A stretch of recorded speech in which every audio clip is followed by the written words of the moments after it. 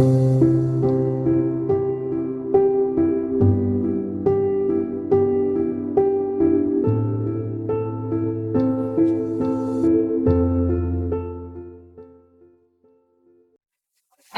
precious, dear heart. I am so happy that you are here with us. My name is Nuna Isima, and I'm your hostess. Please find yourself a comfortable space where you're not going to be interrupted for the next hour. And you may burn a candle, or light some incense, or burn some essential oils, and create a nice space for you to just soften and relax. And please take a couple of deep belly breaths, calling all of yourself right back into your sacred body temple, right here in this moment of time. And you may exhale with a sound.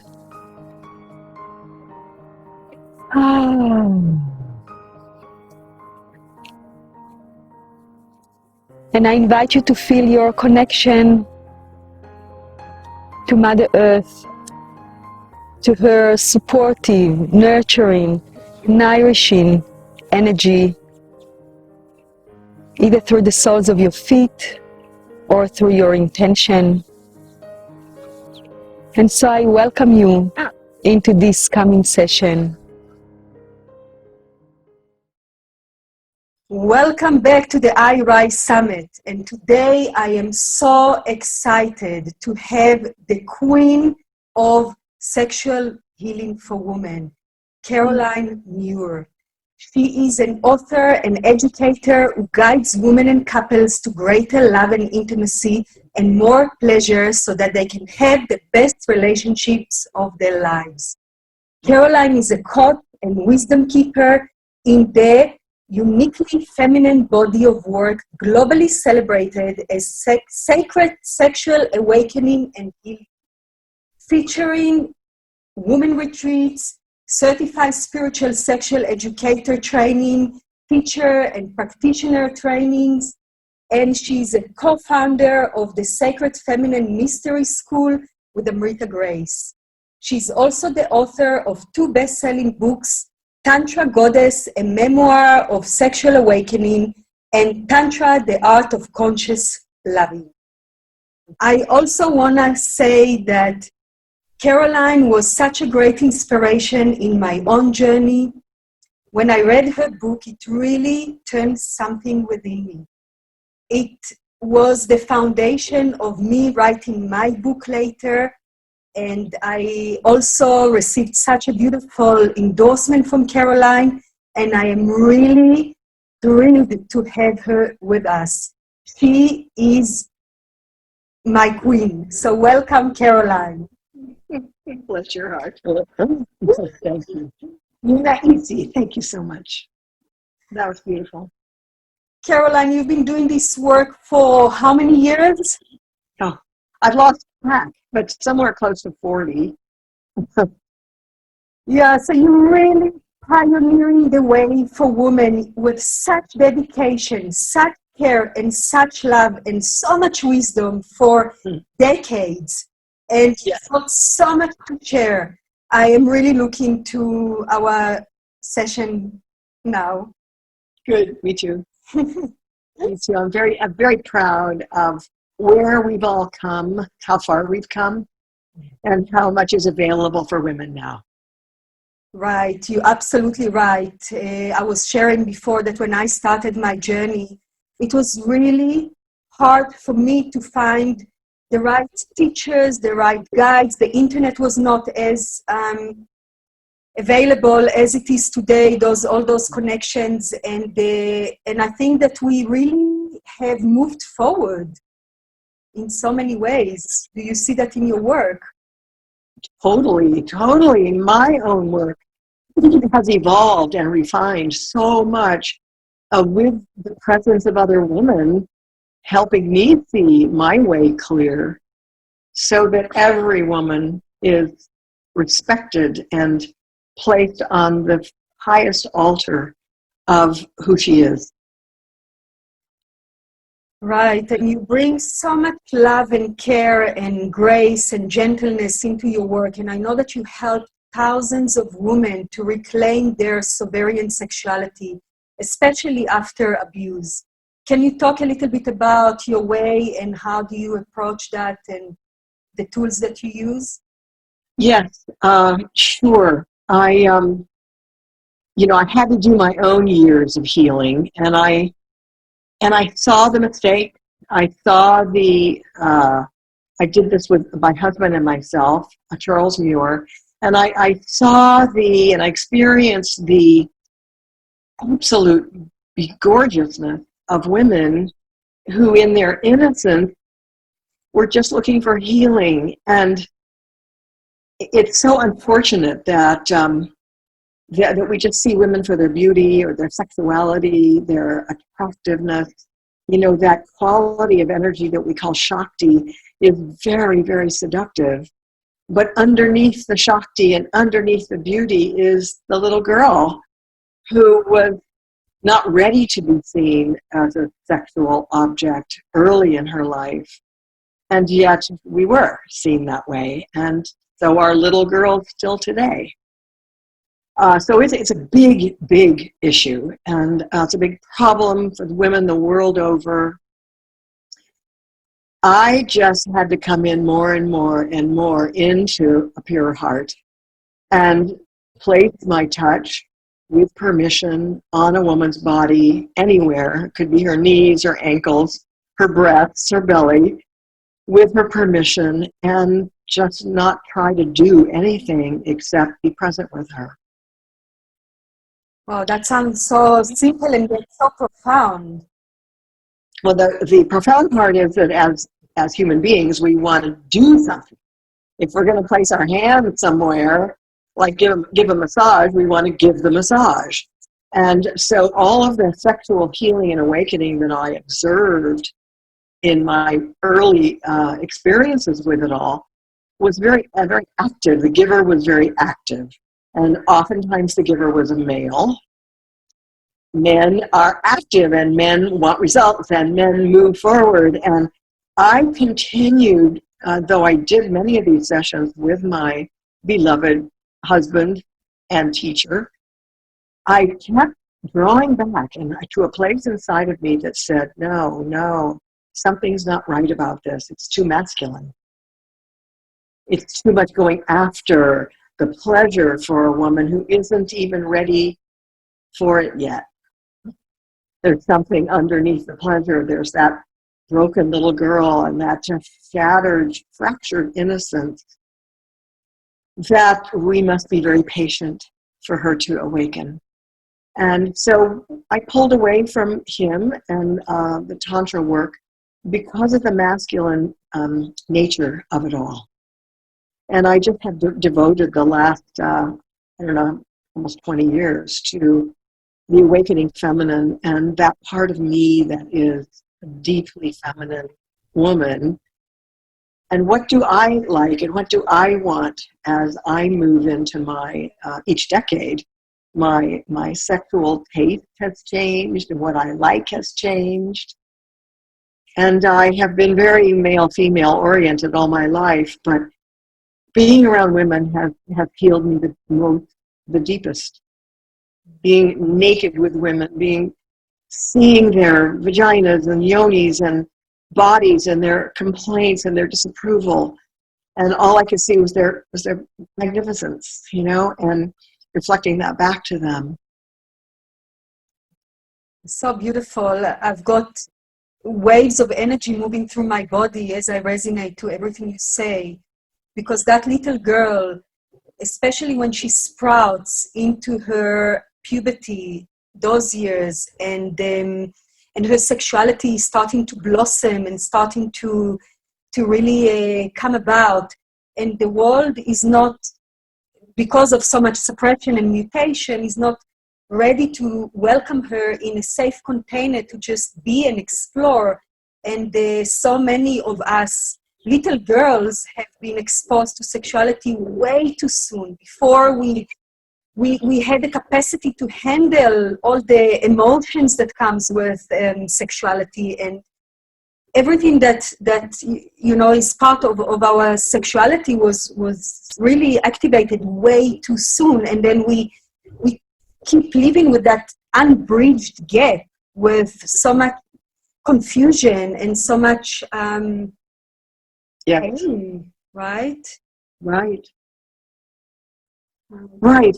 Exactly. I get tears well up in my eyes so easily when I hear the passion and the truth of the things you just said.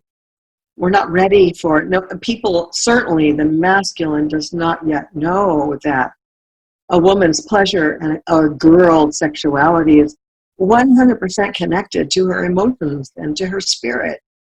And that we do have a sexual soul.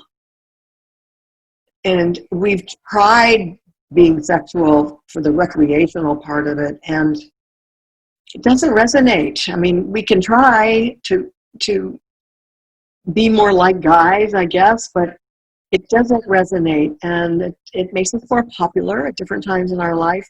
Is it worth it? I've discovered no, it is not worth it. And I'm very clear and clean in my in the way I relate to men and women at this time in my life more than ever.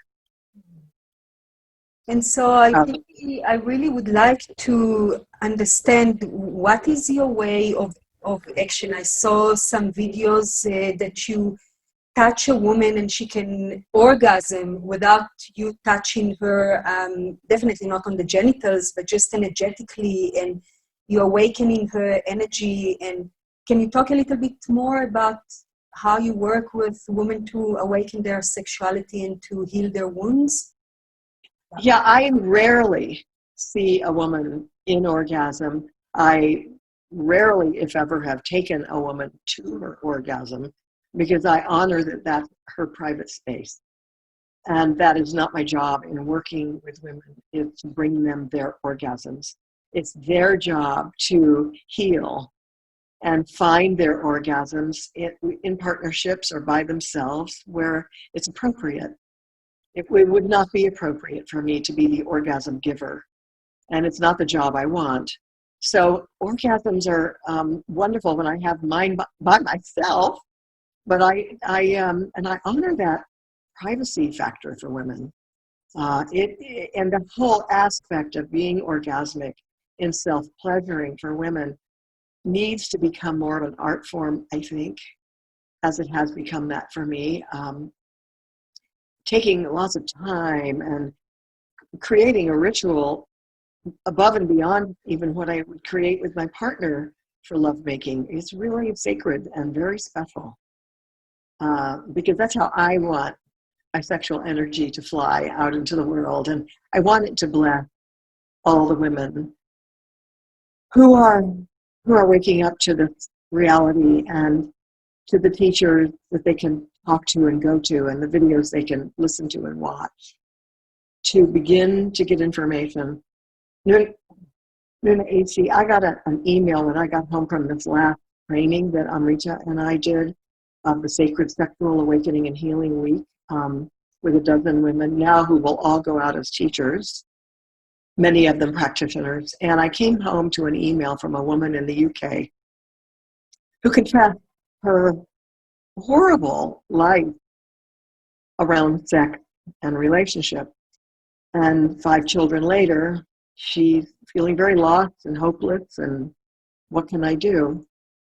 And I know that her letter to me is like thousands that are not written, but are in people's hearts. So I just put all my life force energy into the solution,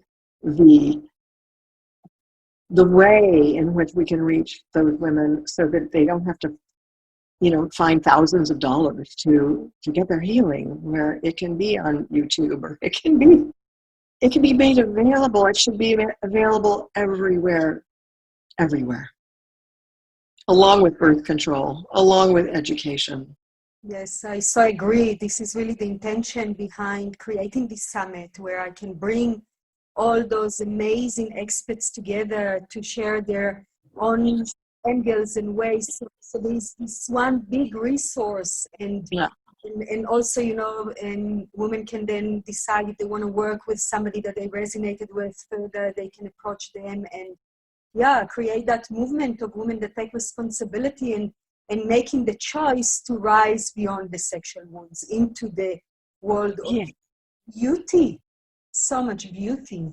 Oh, thank you, thank you, thank you for your passion. Yeah.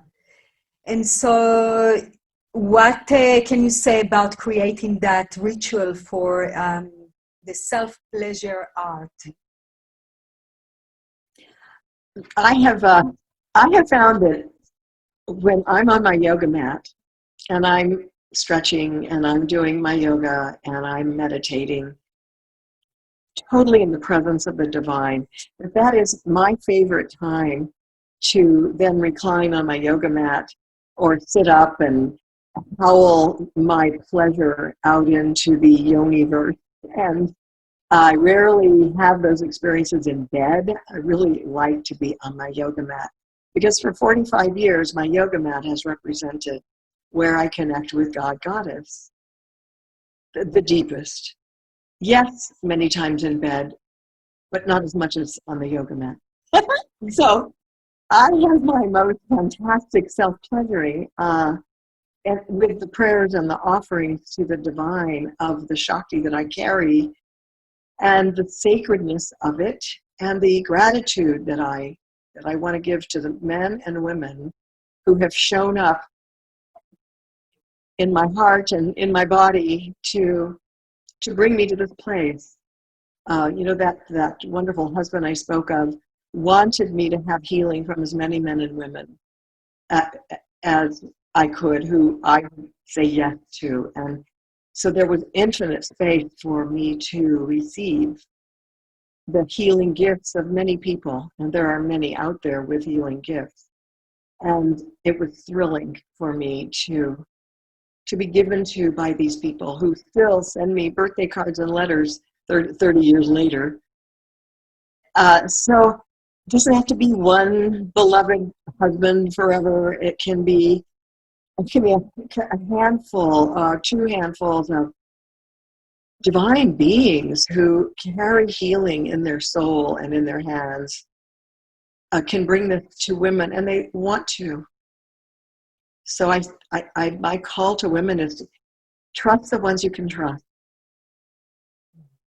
Tune into the part of you that knows who you can trust and why they are there, and maybe another woman that tells you, I was with that woman or man for their healing work and it's impeccable. Go there. Give them a chance to give you what they are carrying, because there are many now. There weren't many 30 or 40 years ago, but there are many now. So, can you talk a little bit more about the say what do you look, what do you call in from somebody like that, and where is the boundaries for your well-being, or is it something you need to be aware of cultivating? Okay, good question. Question. I always would begin to trust someone who was experienced in body work, because without the rest of the body being brought into a place of comfort zone, it's impossible to go towards the genitals to make them more well if the rest of you is all tense and afraid.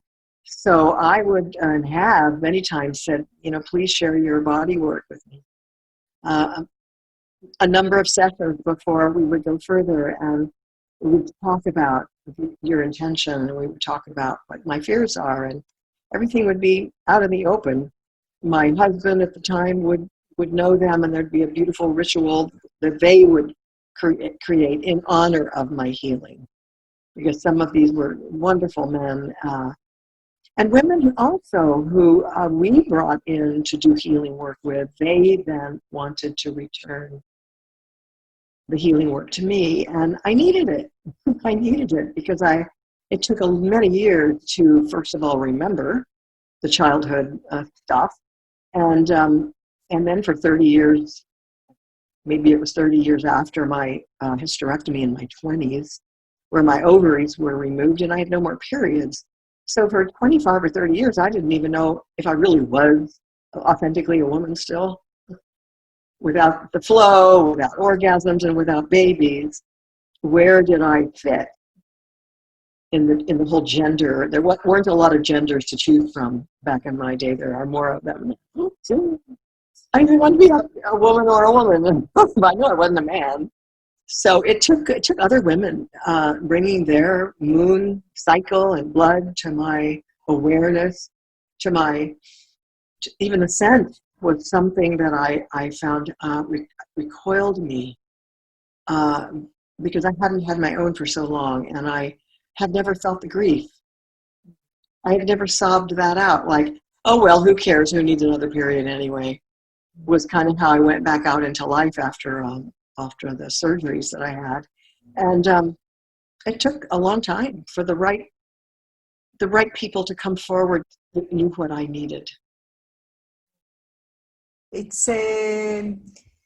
quite something to have healing experienced through the sisterhood, right? Through the fellow sisters, and see that reflection, and see that that we all in it together. We all have the same struggles, the same yearnings, the same wishes, the same challenges. We really all in it together, and that support is just what takes us to the next level, right? Yeah. Yep. Yeah. It's the sisterhood. The sisterhood is the big medicine, right? Let me just make sure my phone is off. Yes, it's off. Okay. Carry on. And I know you did a lot of work with the sacred spot. Some people call it the G spot.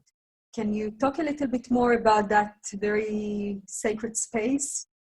I certainly can, because that really was the focal point of sexual healing work when I became involved in Tantra.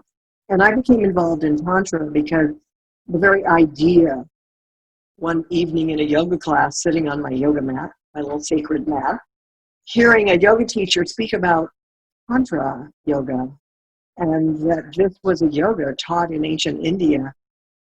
Like every part of me lit up like a Christmas tree, and I said, there was a yoga for sex?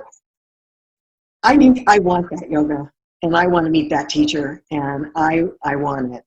And from that age of probably around 40, 42, that was my path. It was Tantra yoga and sexual healing. And the sacred spot, unfortunately, the G spot is its modern name, but I love the names that have history, or in this case, herstory. And the sacred spot is one of them, as are the names for the genitals and some of the beautiful languaging that comes from Tantra, like yoni, like lingam. I know when I first started hearing the word lingam, I couldn't say it. It sounded like Chinese chewing gum. But the meaning of the word is so much the quality of energy I want to meet in sexual loving with a man. And a man that carries that consciousness in his genitals is a man worth knowing. Right. The wand of light, right? Yes, the wand of light, exactly. Back to our sacred spot. And the whole term yoni, the word yoni meaning sacred space. And that's when I started to really be able to own one. I didn't know what to call it down there because I didn't like any of the regular sex words, So a yoni became my friend, and a sacred spot became a numb area inside of me that, with daily loving touch from my partner at the time, I began to wake up vaginally. Clitorally has never been a problem, but vaginally was a big problem. And I would say it took months. It took 6-8 months before I could, I'm kind of feeling something now. Now I'm feeling something even more. And it was a slow unraveling of emotions, of tears, of, being invited to have feelings during what appeared to be a sexual exploration. But I was constantly reassured that this was about me, and it was about my whatever I wanted. And I would say, well, I just want to cry, and I can't get sexual right now, and it would be okay. So being with a man like that brought tremendous healing to me. And anyway, my sacred thought began to wake up, and she began to be as potent and powerful as my clitoris, which was a childhood friend. And even the name of clitoris has become my pearl. And I love calling her my pearl. It's so much more empowering. Really, the power of the spoken word has greatly changed my relationship to my body and to other people's bodies. I'm sure you agree. Yeah. So I agree. It's quite a disgrace that we don't have a proper English word that can name our most sacred space and the gateway of life-giving universe. I mean, all life comes from there, and there's no name for it. It's really something. It's hard to believe. It's hard to believe, but here we are. And I have done, hundreds of interviews for so many well-meaning men and women, putting on summits, wanting to bring the information about sacred sexuality, sexual healing, some tantra. So, it's wonderful that we have so many people that have come before us, because they have gathered the population who now will want your summit. And I know they will want to meet you. I kind of got off the subject of our sacred spots, but let's just say I was a cheerleader back in high school, and I have a lot of cheerleading energy for our sacred spot and the tremendous capacity that little place inside of our body has to remember the things we have wanted to forget, and give us the ability to cry or scream or yell or emote, and remember and move on. And then, woof, 1 second later, there's pleasure there too. I have a lot of respect for her inside there, inside of me. So it's actually a spot that holds so much emotional baggage, literally in the DNA, in the cells of the body. And when it starts when you start bringing life into it, and with gentle touch, and that works so well. Maybe you can talk a little bit more about the techniques Sure. use. But I really liked that you said that from numbness you started to feel the sensations, and it's really that journey of desensitizing those parts that have been so closed and so stagnant in their energy, and just opened it up, and that opening is such a tremendous wave of being able to awaken. Yes. I think the most important thing to remember for people listening is that the giver of the sacred spot massage, assuming it's another or a partner, really needs to be clean in their energy. If they're taking something for themselves, like, I'll get you aroused so then I can have sex with you. Every woman knows that she can just sense that. She just knows it. And sometimes she's happy with that. But if she's invited to do some healing, she's not necessarily going to be happy with, he's in a hurry to get to the sex part, because that may be more for him. It may be in some cases, not all, certainly. Because once a woman is aroused, a man inside of her can feel quite wonderful, and you want more. You don't want him to be in a hurry to be finished. When you're alive, and a woman has the capacity to run countless long periods of time of orgasmic energy. I don't even want to call them orgasms, because we all have a picture of what our orgasm feels like. And the sacred spot orgasms are more like waves breaking on the shore, and then retreating, and then, oh, where did it go, where did it go? And then it comes back again, and kind of breaking bigger than ever. But it takes a giver touch who is really in the flow of your energy. And it can 100% assure you of your safety, that you're not going to drown in this huge energy, because it can be frightening. And that if anything comes up that feels scary emotionally, or if any feelings come up inside your body, in your yoni itself, feelings like pain or hurt or broken glass, even I've had women say, and I've said the same thing, it feels like you're breaking glass in there with a pinky finger. Impossible to be breaking any glass. So the pain was in me. It's not that someone who meant well in their healing massage was giving me any pain. The pain was mine.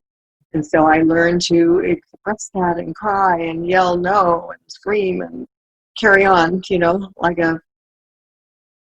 like we should have been able to at one time when we were little, but we couldn't. So we can be really grown up and even old and still access that little girl that is just not enjoying it right now. Doesn't feel good. So I just wanted to speak for the tremendous pleasure and orgasmic pleasure, as well as the interference, because of the layering in the tissue, in the sacred spot region, in the tissue itself, and also because of the nerve connections to the brain. So in my Tantra study of having neurologists, MD, PhDs, sitting at the person's head while we were doing sacred spot work on a woman, actually telling us where this energy was going in the brain. Okay, so the energy from the vagina goes up into the brain, into the reticular formation, which is the back center of the brain, and picks up data. And sometimes that data is a moment from childhood, or a moment from the past, or a fleeting moment in your history that left an impression. It was anything other than pleasant. So the messages come back down, and suddenly what was feeling good doesn't feel good anymore. That next stroke of the finger, or the next stroke of the lingam. Because the lingam can massage the sacred spot as well, in the right position. And of course, we all grew up in a society that didn't place much value on pleasure. And so we all somehow pleasure deprived. And for many of us, there is a very deep wiring of pleasure and shame together. So if I feel pleasure, especially if I was abused and felt pleasure, then something must be really wrong with me. And those layers upon layers are all, stuck in the body, right? Mm-hmm. I think every woman has a place in her psyche where, okay, that's enough for me. And at that point, then we just turn sex into, okay, I'll give to you now. And there's very few men that would say, oh no, I don't want you to give to me. Because they love pleasure. They can own their pleasure more easily, unless they've had a serious abusive background. But I would say by and large, men are healthier sexually. They're less educated and have a long way to go to really get the emotional connection for women. But I think they have it too.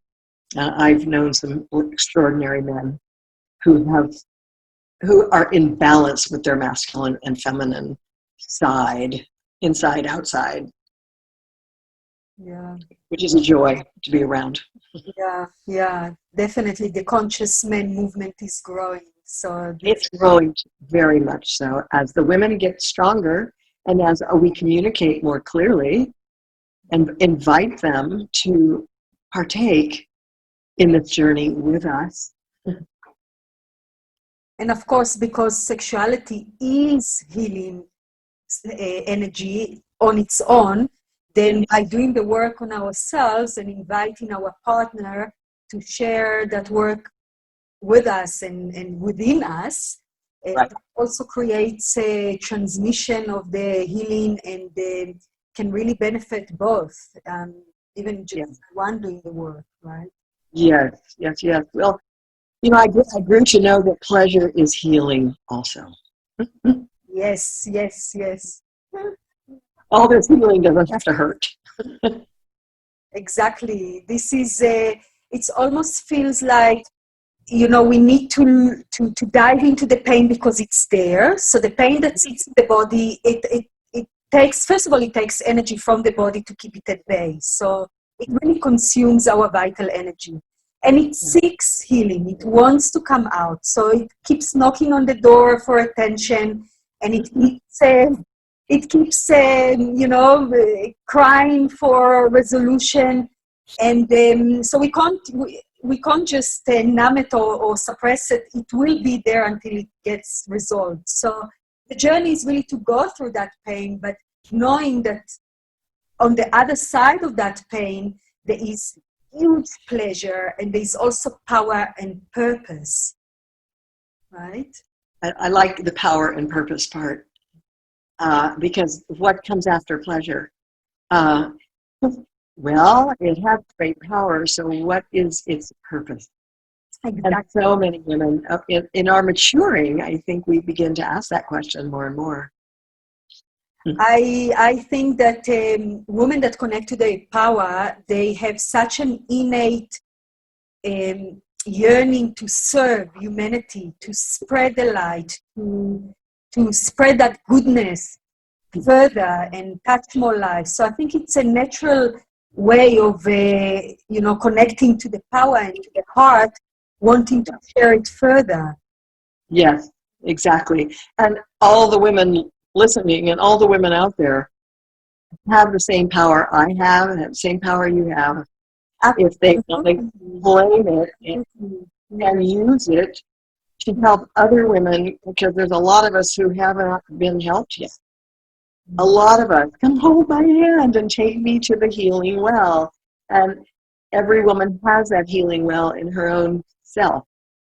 So I can only, in the biggest of ways, plead to the women who are coming through their big pleasure years to let that power guide you to how you can help more people have that fulfillment. Because God didn't give us these bodies just to work hard. And God didn't give us these bodies just to bear children. So that must be a wonderful thing. I have never had the pleasure or opportunity to bear children. But the women who have gotten to do that are quite thrilled with the experience. Oh, absolutely. Yes. Absolutely. I have 3 children that I have birthed at home. And the birthing process was really a meeting with the angels. There is no other words that can describe the power that I've accessed through that birthing, the power of Mother Earth, the power of life force energy that moved through me, that knew how to operate my body and exactly, it's all the wisdom of the body that takes over, and really the process of birth, it's big surrender to that urge, to that flow of life, and it's so empowering, and it's something that I'm also really passionate about, because it's been also taken away from women in a medical patriarchy world, where women started to give birth in hospital in certain positions that were more suitable for the male doctors to operate, and so many operations. And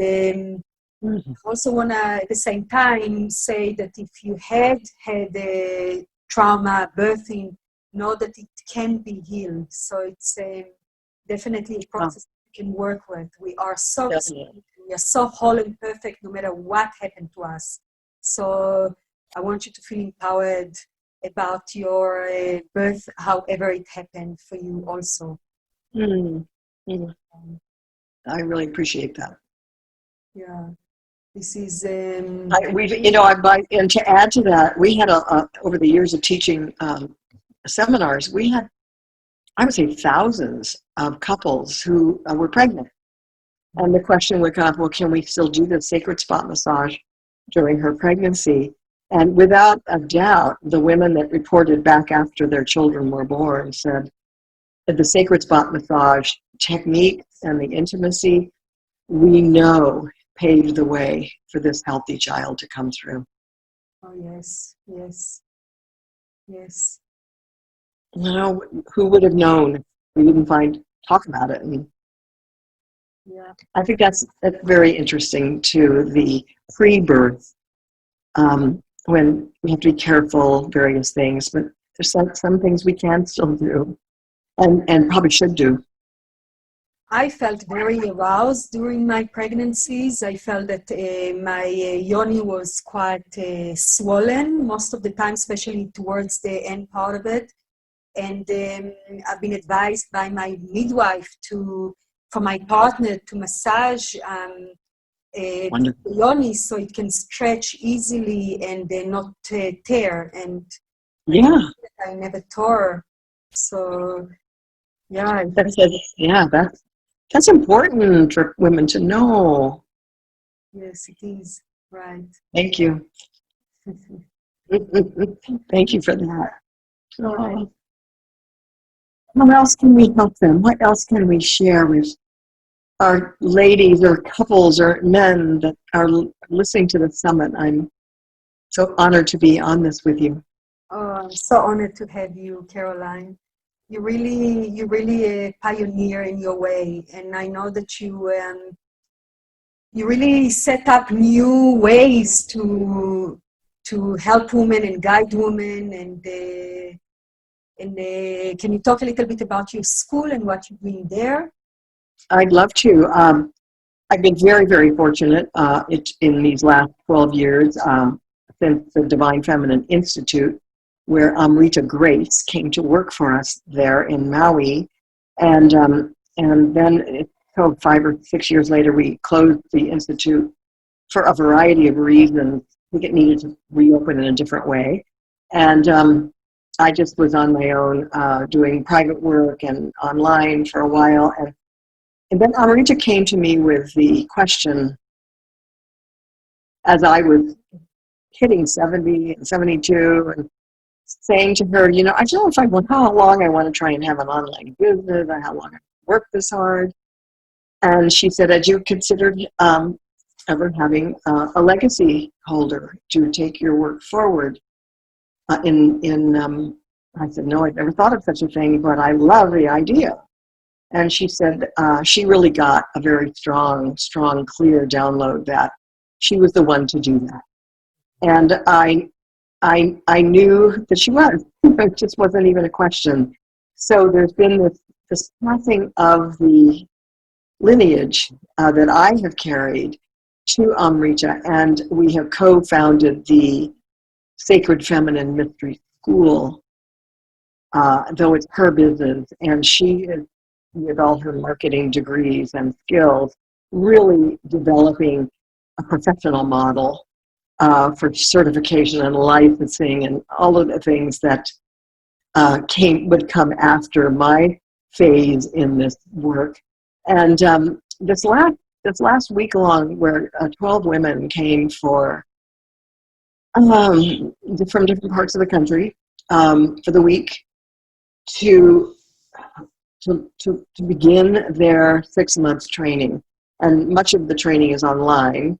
They're in person the first week and the last week of the training, but their 6 months in between is all online. And the content is fantastic.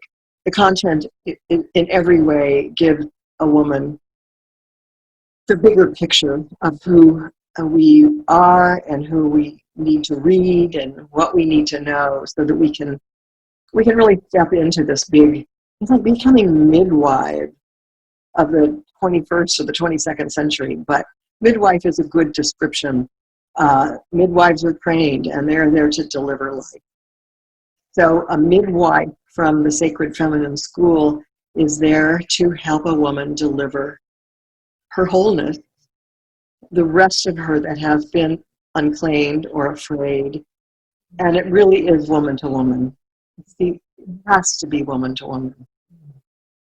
I don't think it can be any other way. And so that now, I took every class. I hadn't been in the classes yet. I had only read the online work that she has created over this last year. That are many of the books I've also read, but never would think to put them in a scholastic binder, if you know what I mean, either online or in person. And it's spectacular. I'm very impressed, and I'm so proud to have my name on the heading of the Sacred Feminine Mystery School. I will always be available on calls throughout the year, throughout the 6 month trainings, coaching calls. From my history with it all, I have information I can bring them. But it's very well organized, and it's very well put together, and every education has a cost, and she's placed it at a cost that I think is very fair. So I'm excited. And now I can start to relax more and really let go. I can let go and not feel like I'm letting God down if I don't keep teaching and working and putting myself out there all the time. Because I want to enjoy these years more than ever. Right. And you moved to Panama, right? I moved out of the U.S. a year and 3 months ago to this little country called Panama. Not so well known, but very sweet country. And Panama City is a very sophisticated place. And I wanted to live where I could have anything delivered, or I could take an Uber anywhere I needed to go, and everything of good quality was close by. Yeah, so you're really representing the crown, and this is something that is very much also missing in our society, that wise woman that has a lifetime of experience and sharing, and we've been kind of throwing her to the attic and don't want to look at her, and in our society we appreciate more perhaps the eternal beauty of the median woman, the young woman. And actually there is so much beauty in the crown, and I really want to honor you for that. And I want to ask you, how do you see your crownhood coming into fruition in this time of your life? I love her. I really love her. And I can take joy now in the parts of my body and or face or hair that I've worked so hard to maintain, the best that I could be.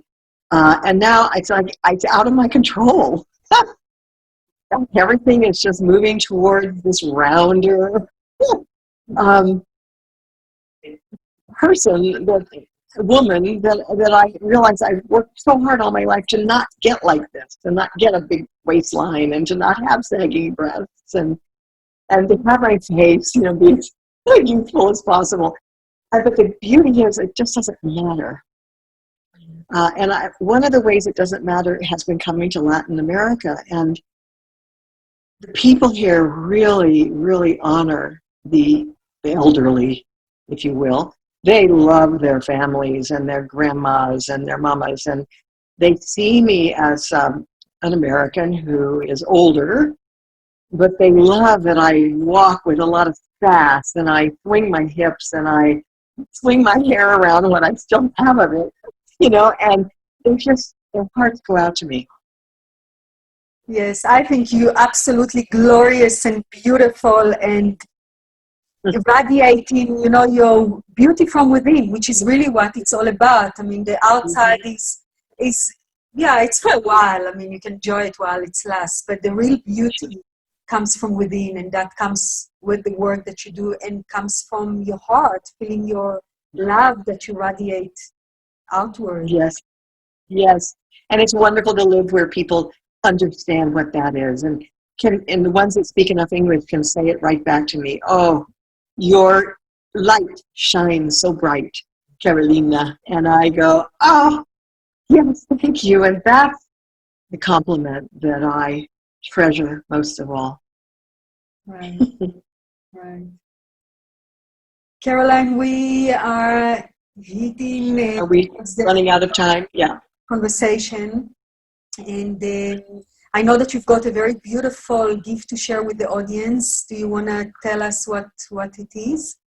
Yeah, Amrita made sure I knew, and now where did I write that down? But it's the 3 videos that are on my website, the Women of Confidence, and it's true, this whole healing and awakening really gives us a lot more confidence. So I speak eloquently about that in those 3 videos, and I think they're on my website. Right, yeah, you will be able to get it from the link below. And any last takeaways before we conclude this beautiful conversation? Take your fear by the hand and keep moving up the mountain, even though it's getting chillier at the top and a little more ragged.